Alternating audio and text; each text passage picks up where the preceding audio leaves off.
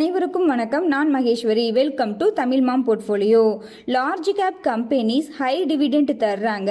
FD ரிட்டர்னை விட இந்த டிவிடெண்ட் ஈல்டு ஹை பர்சன்டேஜாக தான் இருக்குது. அந்த கம்பெனிஸ்லாம் என்ன அப்படின்றத நம்ம அந்த வீடியோவில் பார்க்கலாம். லார்ஜ் கேப் கம்பெனிஸ் அப்படிங்கிறது 20,000 கோடிக்கு மேலே மார்க்கெட் கேபிட்டலைசேஷன் இருந்துச்சு அப்படின்னா அதை நம்ம லார்ஜ் கேப் அப்படின்னு சொல்லுவோம். ஏன் நம்ம லார்ஜ் கேப்பில் இன்வெஸ்ட் பண்ணணும் அப்படின்னா மிட் அண்ட் ஸ்மால் கேப்பை கம்பேர் பண்ணும்போது ரிஸ்க் கொஞ்சம் கம்மி தான் லார்ஜ் கேப்பில்.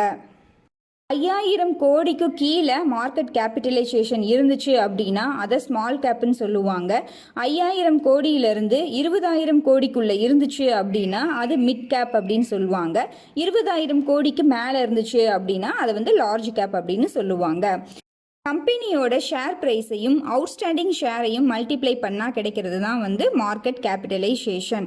யாருக்கெல்லாம் இந்த வீடியோ யூஸ்ஃபுல்லாக இருக்கும் அப்படின்னா, ஹைலி வோலடைல் ஸ்டாக் வேண்டாம், ரொம்ப ஃப்ளக்சுவேஷன்ஸ் ஆகிற ஸ்டாக் வேண்டாம், கொஞ்சம் ஸ்டேபிளான க்ரோத் இருக்கிற ஸ்டாக்காக இருந்தால் போதும், ரிஸ்க் கொஞ்சம் கம்மியாக இருந்தால் போதும், எஃப்டியை விட கொஞ்சம் அதிக ரிட்டர்ன் தர்ற ஸ்டாக்காக இருந்தால் போதும் அப்படின்னு நினைப்பவர்களுக்கு இந்த வீடியோ கண்டிப்பாக யூஸ்ஃபுல்லாக இருக்கும். இப்போ பேங்க்கில் எஃப்டிக்கு ரிட்டர்ன் அப்படின்னு பார்த்தோன்னா 5% தான் இன்ட்ரெஸ்ட் கொடுக்குறாங்க. அதுவும் பார்த்தோன்னா 5 இயர்ஸ் 10 இயர்ஸ் அது மாதிரி ஹோல்ட் பண்ணி வச்சுருந்தா தான், ஃபிக்ஸ்டு பீரியட் வச்சுருந்தோம் அப்படின்னா தான் அந்த 5% இன்ட்ரெஸ்ட் ரேட்டுமே தர்றாங்க.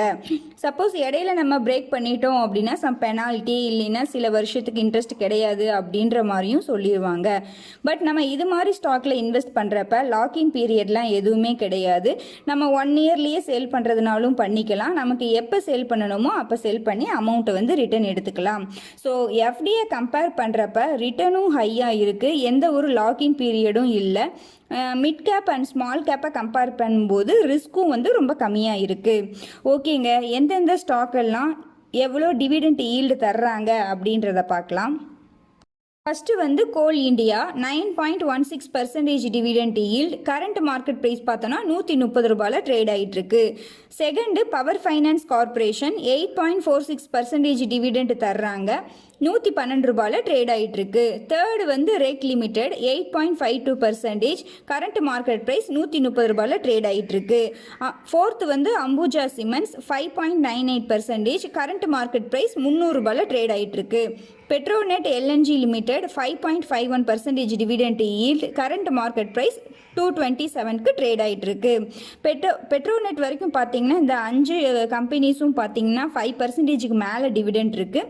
ரிமைனிங் 5 பார்த்தீங்கன்னா 5%க்கும் கீழே இருக்குது டிவிடெண்ட். கெயில் 4.8% டிவிடெண்ட் ஈல்டு, 133 ரூபாயில் ட்ரேட் ஆகிட்டு இருக்கு.